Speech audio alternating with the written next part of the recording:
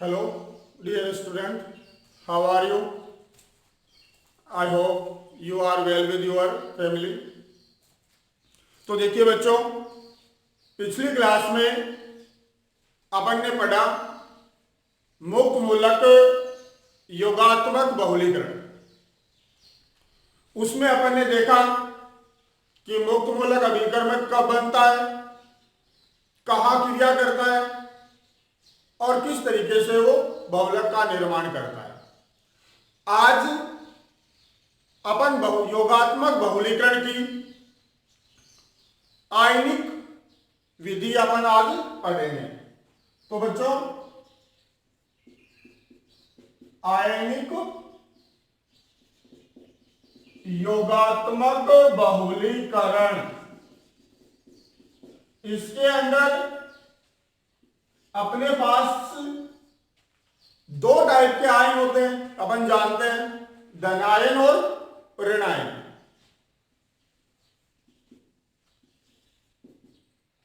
तो इसका मतलब कि आयनिक योगात्मक बहुलीकरण जो है ये दो तरीके से पॉसिबल है। या तो वो योगात्मक बहुलीकरण क्रिया किसी धनायन द्वारा की जाए या वो योगात्मक बहुलीकरण क्रिया किसी ऋणायन द्वारा की जाए। तो देखिए बच्चों, सबसे पहले जरूरी बात यह है कि ये जो आयन बनते हैं या ये जो ऋणायन या धनायन जो अभिकर्मक के रूप में आते हैं, ये मोस्टली विषम अपघटन या विषमास विदलन के कारण बनते हैं। धनायन जो है इसे इलेक्ट्रॉन स्नेही अभिकर्मक के रूप में पढ़ते हैं अपन, और ऋणायनिक अभिकर्मक को अपन नाभिक स्नेही अभिकर्मक के रूप में पढ़ते हैं। मोस्टली ये अभिकर्मक आपका यौगिक के ऋणात्मक पार्ट पर क्रिया करता है और यह अभिकर्मक आपका यौगिक के धनात्मक भाग पर क्रिया करता है। क्रिया के बारे में आप एक बात समझ लीजिए, ये वाला अभिकर्मक जो है वो बंध के लिए जो दो इलेक्ट्रॉनों की आवश्यकता होती है वो दो इलेक्ट्रॉन ग्रहण करता है, और ये वाला अभिकर्मक बंध के लिए दो इलेक्ट्रॉन उपलब्ध करवाता है। तो सीधी सी बात क्या आती है अपने पास, बाकी मैं इनको विस्तार से आपको उन 4 चैप्टर के अंदर पढ़ाऊंगा, कैसे काम करते हैं, कहां क्या करते हैं। या थोड़ा सा मैं शॉर्टली लेना चाह रहा हूं इसे। तो सीधे तौर पर अपन इस चीज को समझ सकते हैं कि ये वाला अभिकर्मक दूसरे यौगिक के प्लस भाग पर जाकर अपने दो इलेक्ट्रॉन देता है और क्रिया स्टार्ट करता है। ये वाला मोस्टली यौगिक के ऋणात्मक भाग पर जाकर दो इलेक्ट्रॉन ग्रहण करता है और अपनी क्रिया स्टार्ट करता है। ठीक है, तो इस तरीके से ये दोनों अभिकर्मक अपने क्रिया प्रारंभ करते हैं। तो यहां बच्चों एक चीज आपके दिमाग में आ गई होगी कि आयनिक योगात्मक बहुलीकरण आपका कब स्टार्ट होगा, जब आपने जो इनिशिएट यानी प्रारंभिक पदार्थ जो लिया है उसके विषम अपघटन से ये क्रिया स्टार्ट होगी। तो अपन यहां दो टाइप के जो आयनिक योगात्मक बहुलीकरण है उसमें जैसे पहला अपन ले लेते हैं धनात्मक योगात्मक बहुलीकरण। तो बच्चों, धनात्मक योगात्मक बहुलीकरण का सीधा सीधा अर्थ आपके सामने क्या आ रहा है कि कोई धनायन जो है ये वाला जाके रिएक्शन स्टार्ट करेगा, अभिक्रिया प्रारंभ करेगा। तो देखिए, इनको आप किस तरीके से याद रख सकते हो।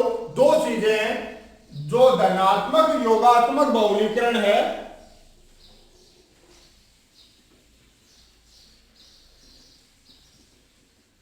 ये वाला, और दूसरा टाइप जो ऋणात्मक योगात्मक बहुलीकरण है। तो बच्चों ये किससे स्टार्ट हो रहा है? ऋणायन से, और ये किससे स्टार्ट होगा? धनायन से। अब देखिए, जो धनात्मक योगात्मक बहुलीकरण है उसके अंदर जो प्रारंभिक पदार्थ आप यूज करने वाले हो वो आपके पास या तो कोई खनिज एसिड होगा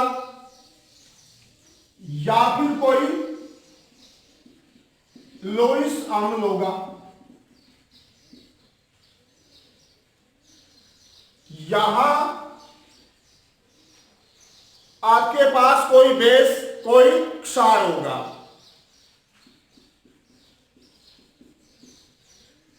या कोई लोइस क्षार। अब देखिए, धनात्मक योगात्मक बहुलीकरण के अंदर आप किसी एसिड का प्रयोग करते हो और यहां किसी बेस का प्रयोग करते हो, क्योंकि सीधा सा रीजन आपके दिमाग में आ जाएगा कि एसिड जितने भी आपने प्रत्येक छोटी क्लास में ये चीज पढ़ के आए हो कि अम्ल जो है वो जल के अंदर H+ का त्याग करता है। पढ़ते हो ना इस चीज को?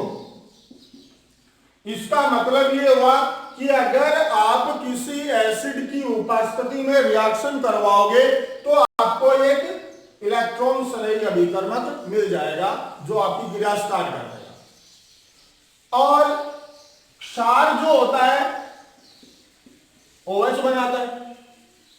लुईस की अगर अपन बात करें तो अम्ल जो है ये क्या करता है? इलेक्ट्रॉन ग्रहण करता है और लुईस क्षार जो वो इलेक्ट्रॉन का त्याग करता है। दोनों ही कंडीशन में यहां आपको एक नाभिक स्नेही अभिकर्मक मिल जाएगा और यहां एक इलेक्ट्रॉन स्नेही अभिकर्मक मिल जाएगा जो इस क्रिया को स्टार्ट करेगा।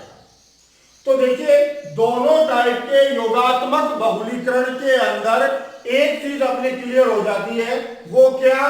कि ये जो रिएक्शन है वो आप किसी खनिज एसिड या लुईस अम्ल की उपस्थिति में करवाते हो, और ये वाली जो क्रिया है वो किसी क्षार या लुईस क्षार की उपस्थिति में करवाते हो।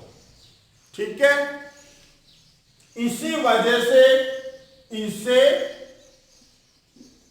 अम्ल उत्प्रेरित योगात्मक बहुलीकरण भी कहते हैं और इसको क्षार उत्प्रेरित योगात्मक बहुलीकरण भी कहा जाता है। ये दो चीजें आप इसके स्टार्ट में यहां टॉपिक के अंदर लिख दो। इसके बाद योगात्मक बहुलीकरण के जो स्टेप है वो 3 है, अपन जानते हैं। प्रारंभन पद, संचरण पद और समापन पद। प्रारंभन पद में क्या होता है? सभी के अंदर कॉमन चीज है कि आपने जो प्रारंभिक पदार्थ लिया है उसके नेचर के अकॉर्डिंग अपघटन हो जाएगा। नेचर के अकॉर्डिंग की मैं बात करूं तो जैसे मुक्त मूलक के अंदर समास विदलन हुआ और मुक्त मूलक अभिकर्मक बना, और यहां क्या होगा? ये चीज अपन पहले क्लियर कर चुके हैं। क्या होगा? विषम। तो विषम अपघटन से आपको ये अभिकर्मक मिल जाएंगे। तो इसका मतलब प्रारंभन पद के अंदर सबसे पहले अपन क्या काम करते हैं कि जो प्रारंभिक पदार्थ लिया गया है उसका अपघटन कर देंगे, उससे आपको एक अभिकर्मक मिल जाएगा। वो अभिकर्मक जो है वो फिर आपका जो मोनोमर है, जो एकलक इकाई है, उसके उचित स्थान पर जाकर अपने नेचर के अकॉर्डिंग जैसे मैंने अभी वहां बताया था कि नाभिक स्नेही वो 2 इलेक्ट्रॉन देके रिएक्शन स्टार्ट कर लेगा और इलेक्ट्रॉन स्नेही जो है वो 2 इलेक्ट्रॉन ग्रहण करके अपनी रिएक्शन स्टार्ट कर लेगा।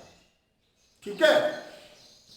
तो अपने नेचर अकॉर्डिंग रिएक्शन स्टार्ट कर लेंगे और आपके पास कार्ब धनायन या कार्ब ऋणायन जो भी पॉसिबल होगा, जो भी संभावित होगा वो बन जाएगा।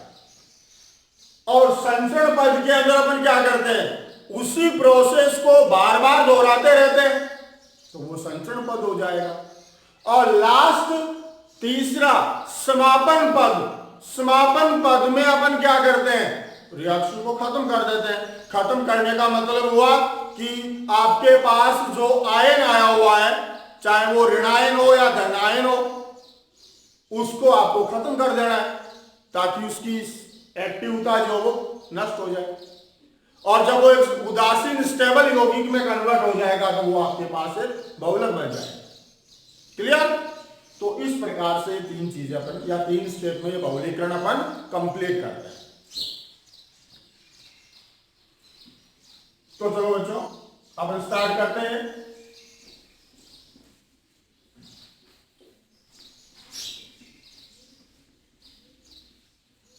अब थोड़ी सी आप ध्यान देना इन चीजों पे। अपन पढ़ रहे हैं धनात्मक या धनायनिक भी बोल सकते हो उसे, धनायनिक योगात्मक बहुलीकरण। ठीक है, तो सबसे पहले आप इसमें क्या लिख लोगे, वही चीजें जो मैंने आपको बताई है। ये योगात्मक बहुलीकरण किसकी उपस्थिति में करवा रहे हो, किसी खनिज एसिड या लुईस एसिड में, यानी कि ये प्रारंभिक पदार्थ आपको लेना है। और इसका दूसरा नाम क्या बताया अपन ने, अम्ल उत्प्रेरित भी कहते हैं। और फिर एक लाइन डाल देंगे कि ये योगात्मक बहुलीकरण की क्रिया निम्न तीन पदों में संपन्न होती है। फिर स्टेप टू स्टेप वो संपन्न या सॉरी वो पद अपन लिखते जाएंगे। ठीक है, तो करें स्टार्ट।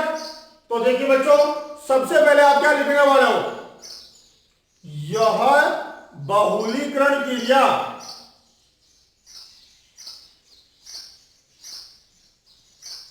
अम्ल उत्प्रेरित बहुलीकरण है, या इसको आप इस रूप में भी बता सकते हो कि इस बहुलीकरण क्रिया में प्रारंभिक पदार्थ के रूप में किसी खनिज अम्ल या लुईस अम्ल का उपयोग करते हैं।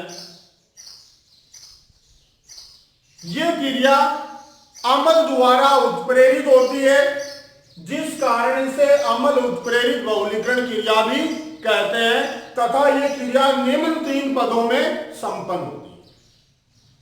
ये तीन लाइनें आप यहां लिख के, और फिर जब आप इसके पद लिखना शुरू करोगे तो बच्चों फर्स्ट पद अपने पास क्या बन जाएगा, प्रारंभन पद। अब देखिए प्रारंभन पद के अंदर क्या करना आपको, चाहे किसी भी तरीके का योगात्मक बहुलीकरण हो, सभी के अंदर प्रारंभन पद में आपको दो ही काम करने हैं। पहला, जो प्रारंभिक पदार्थ आपने यूज किया है उसका उचित अपघटन कर दो। उचित अपघटन की बात मैं इसलिए कर रहा हूं, या तो समास करोगे या विसमास करोगे।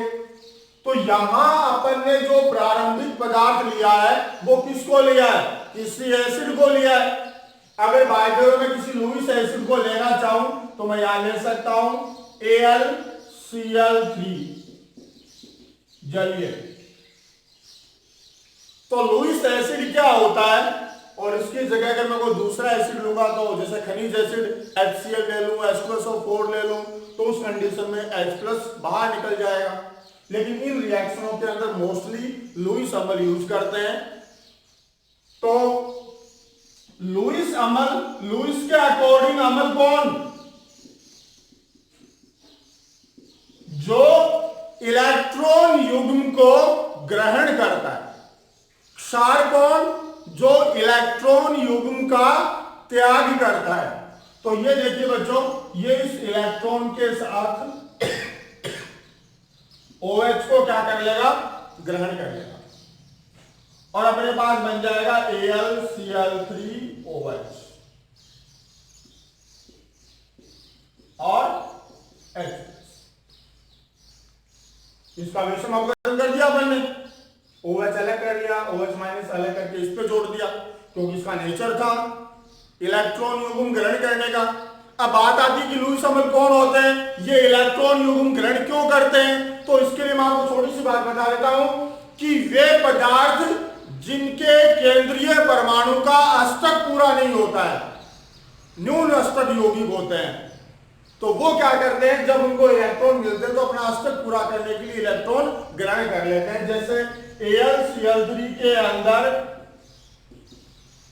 एल्यूमिनियम के लास्ट कोष में कितने इलेक्ट्रॉन बन रहे हैं, 6 बन रहे हैं, 8 इलेक्ट्रॉनों की से 2 कम है, तो इसलिए अगर यहां से 2 इलेक्ट्रॉन मिलते हैं तो ये ग्रहण कर लेता है।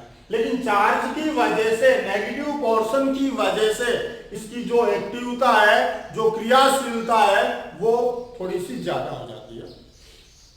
तो बच्चों यहां से H+ निकला, अपना अभिकर्मक बन गया। अब ये अभिकर्मक आप कहां पर क्रिया करवाओगे, आपकी जो एकलक इकाई है उस पर। तो यहां मैं एकलक इकाई के रूप में CH2 डबल बॉन्ड CHX यहां लिख देता हूं। X का मतलब हो जाएगा कि यहां आपको कोई ऐसा समूह डाल लेना है, ताकि देखिए बच्चों यहां थोड़ी सी बुक की भी प्रॉब्लम है, वो ये है कि रूल अकॉर्डिंग H+ को क्रिया करने के लिए कहां जाना था, माइनस पे, और ये ग्रुप जो आप यहां ऐड करोगे ये क्या करता है, इस कार्बन पर नेगेटिविटी बढ़ा देता है, माइनस बढ़ा देता है। और वो माइनस क्यों बढ़ाता है, क्योंकि यहां ये X जो होगा ये कैसा समूह होगा, इलेक्ट्रॉन दाता समूह, इलेक्ट्रॉन प्रतिकर्षी समूह होगा। इलेक्ट्रॉन दाता समूह, ठीक है। तो उस हिसाब से H+ को रिएक्ट कहां करनी चाहिए, इस कार्बन। लेकिन एक्चुअल में होता भी ऐसा ही है, लेकिन हुआ क्या है, उसके बाद यहां एक रीअरेंजमेंट होता है जिसके अंतर्गत ये रिएक्शन इस कार्बन पे वापस आता है। तो अपने सिलेबस अकॉर्डिंग या अपनी बुकों में इसे डायरेक्टली इस कार्बन पर इसकी रिएक्शन करवाई गई। तो ऑफलाइन क्लासेस के अंदर मैं आपको इन चीजों को विस्तार से समझाऊंगा, तो आप फिलहाल ये दिमाग में रख लेना कि ये रिएक्शन इस कार्बन की बजाय, मतलब जहां होनी चाहिए उसकी अपेक्षा किसी अनदर या दूसरे कार्बन पर होती है, यहां करवाएंगे। और अपन ने वहां डिसाइड किया कि ये बंध के 2 इलेक्ट्रॉन ग्रहण करता है, तो यानी इस पाई बॉन्ड के दोनों इलेक्ट्रॉन यहां आ जाएंगे और अपने पास बन जाएगा CH2CHX, और इस कार्बन पर दोनों इलेक्ट्रॉन जाने की वजह से क्या आ जाएगा, प्लस चार्ज, मतलब ये आपका कार्बनायन बन जाएगा। तो देखिए कोई लंबी चौड़ी प्रक्रिया नहीं की यहां अपन ने। फर्स्ट स्टेप में अपन ने केवल क्या किया है, जो इनिशिएटर याद की जो प्रारंभिक पदार्थ आपने लिया उससे आपने क्या कर लिया, एक इलेक्ट्रॉन स्नेही अभिकर्मक बना लिया, और इस इलेक्ट्रॉन स्नेही अभिकर्मक को आपने एकलक इकाई पर क्रिया करवा दी, और इस प्रकार आपको एकलक इकाई क्या हो गई आपकी, अब प्लस आवेश आ गया, मतलब एक्टिव हो चुकी है। अब सेकेंड पद जो होता है ये अपना कौन सा होता है, संचरण पद। संचरण पद के अंदर अपन क्या करते हैं, जो ये क्रिया चली है इसको बार बार रिपीट करते हैं। बार बार रिपीट करने का मतलब ये हुआ बच्चों कि इसकी क्रिया दोबारा अनदर या दूसरी एकलक इकाई पर करवानी है। ये दोनों इलेक्ट्रॉन यहां आ जाएंगे और आपके पास बन जाएगा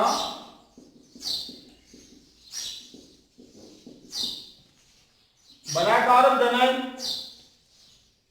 ये क्रिया क्या होगी, लगातार बार बार चलती रहे। अगर आप इसे एक साथ दिखाना चाहो तो अपन यहां लिख सकते हैं,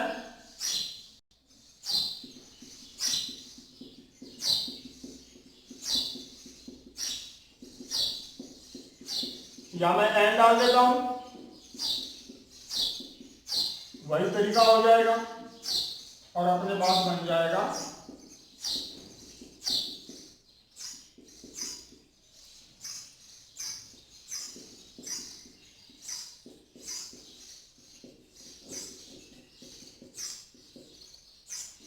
इस प्रकार।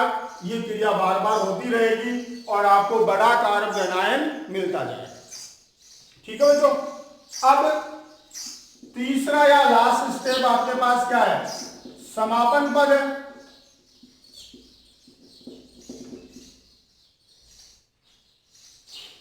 समापन पद के अंदर अपने को क्या करना है, ये वाला जो आवेश है इसको खत्म करना है, समाप्त हो जाएगी। तो यहां देखिए, इस बहुलीकरण का समापन दो तरीके से होता है। एक तो बाह्य नाभिक स्नेही के कारण, और दूसरा, चलो पहले ये बता देता हूं, बाह्य नाभिक स्नेही का मतलब हुआ कि आपको बाहर से कोई माइनस वाला अभिकर्मक डाल देना है, वो इसके पास वाले कार्बन की हाइड्रोजन को ग्रहण कर अभिक्रिया समाप्त कर देगा। मतलब HCH2CHX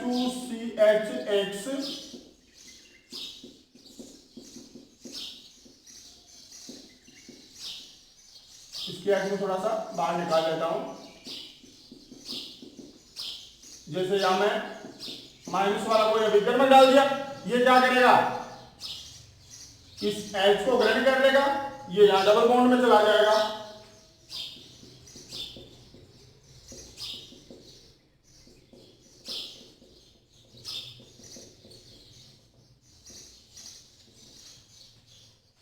CH2X और यहां आपके पास बन जाएगा HN।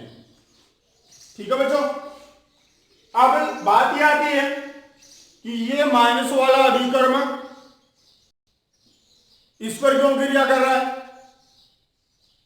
इसी H पर, H इसके पास भी थी, है ना। तो वो सब रीजन जो है, ये जब तक आपको ये अभिकर्मक पूरे कंप्लीट नहीं होंगे तब तक थोड़ी प्रॉब्लम करेंगे। लेकिन फिर भी मैं शॉर्टली आपको ये बताना चाहूंगा कि देखिए, मैंने आप दिखा था कि ये क्या है, X कौन है, इलेक्ट्रॉन दाता समूह, मतलब इसने इस कार्बन पर क्या कर रखा है, माइनस चार्ज कर रखा है। तो ये माइनस वाला अभिकर्मक इस कार्बन पर तो आ नहीं सकता क्रिया करने के लिए। क्लियर।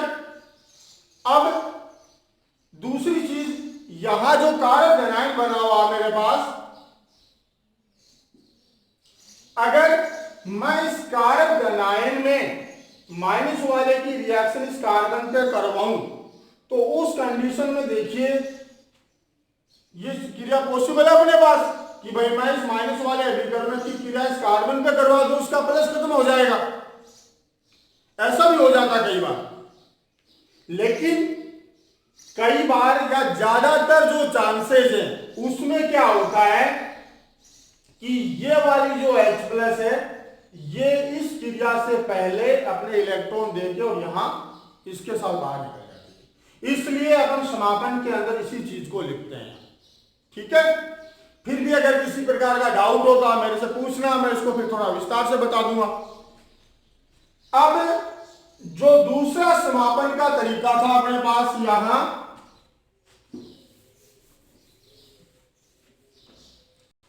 उसे कहते हैं स्वाभाविक समापन। स्वाभाविक समापन के अंदर क्या है, यही काम है जो मैंने अभी आपको बताया कि मैंने यहां क्या कहा कि इसकी क्रिया से पहले H प्लस निकल जाता है ना। तो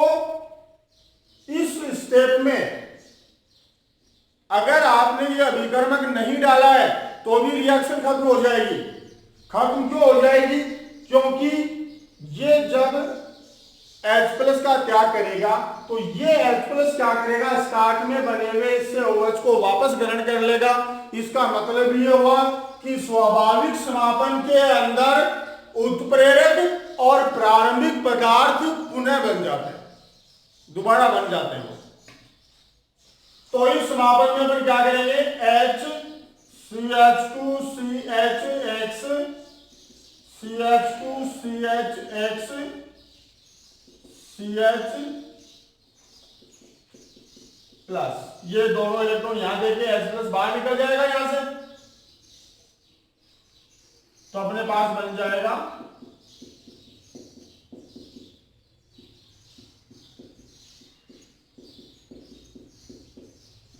CH double bond CH। Clear? H+ बाहर निकल जाएगा और ये H+ जो है ये किस पर क्रिया कर लेगा, इससे OH को वापस ग्रहण कर लेगा। मतलब AlCl3OH माइनस से ये H+ क्रिया करके वापस क्या बना देगा, AlCl3 और H3।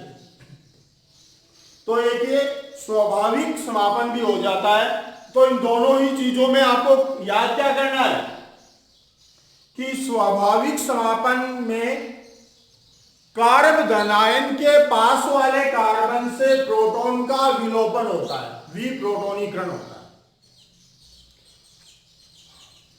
यहां मैं एक बात और बताना चाहूंगा आपको, बहुत सी मैकेनिज्म के अंदर अपन इन चीजों को पढ़ेंगे। प्रत्येक एसिड वाली रिएक्शनें प्रोटोनम से स्टार्ट होती है, विप्रोटोनम पर जाकर खत्म होती है। बीच वाला स्टेप 3 ही पद होते हैं इन रिएक्शनों में, मैकेनिज्म के अंदर मोस्टली। बीच वाला स्टेप अपने को अपने आप पता चल जाएगा, जो काम करेंगे उसके अकॉर्डिंग। चलो अब अपन बात करते हैं यहां कि स्वाभाविक पद आपको याद कर लेना है। इसमें क्या याद करना है कि इस समापन में कारक धनायन के पास वाले कार्बन से विप्रोटोनन होता है, मतलब H+ बाहर निकलता है। ठीक है, वहां डबल बंद आ जाता है बस। अब ये जो प्रोटॉन है ये दो तरीके से इसका आवेश खत्म होता है। वो दो तरीके क्या है, एक तो बाहर यानी उसी मिश्रण में से इससे क्रिया करके प्रारंभिक पदार्थ और उत्प्रेरक वापस बना के काम कर सकता है, और दूसरा तरीका यह है कि बाहर से कोई अगर माइनस वाला अभिकर्मक डाल दिया जाए तो उससे क्रिया करके रुक सकता है। तो यदि वो प्रोटॉन प्रारंभिक पदार्थ और उत्प्रेरक वापस बना रहा है तो इसे अपन स्वाभाविक समापन कहते हैं। और यदि वो प्रोटॉन किसी अन्य नाभिक स्नेही से जुड़ रहा है तो उसे बाह्य नाभिक स्नेही समापन कहते हैं। ठीक है, तो मेरे ख्याल से आप समझ गए होंगे कि क्या क्या स्टेप आपको यहां करने हैं। तो वापस सुन लो जी, या मैं अगली में वापस बता देता हूं। तो देखिए, इसका जो दूसरा तरीका अपन पढ़ेंगे, आप इसका स्क्रीनशॉट ले सकते हो या जल्दी करो थोड़ा, फिर आप इसको कॉपी में करके देख लेना। बिल्कुल इजी स्टेप है। पहला स्टेप, प्रारंभिक पदार्थ को तोड़िए, उसका अपघटन कीजिए, जो बनता है जिस टाइप का अभिकर्मक आपका बनता है वो उसे बना के अपनी मोनो या एकलक इकाई पर उसकी क्रिया करवा दो। क्रिया करवाने के बाद जो बनेगा वही पद आपको लगातार चला देना है, वो संचरण पद हो जाएगा। लास्ट स्टेप में आप उसे खत्म कर दो। ठीक है,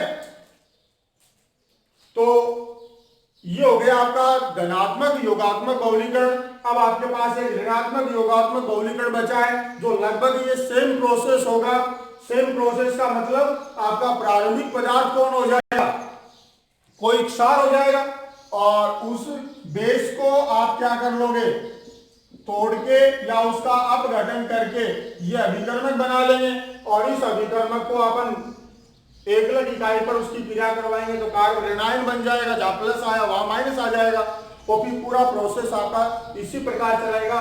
और समापन जो है वो ये स्वाभाविक समापन इसमें होगा नहीं, और नाभिक ने ही जो लिया है इसकी जगह अपन माइनस वाले की जगह किसको ले लेंगे, प्लस वाले को ले लेंगे।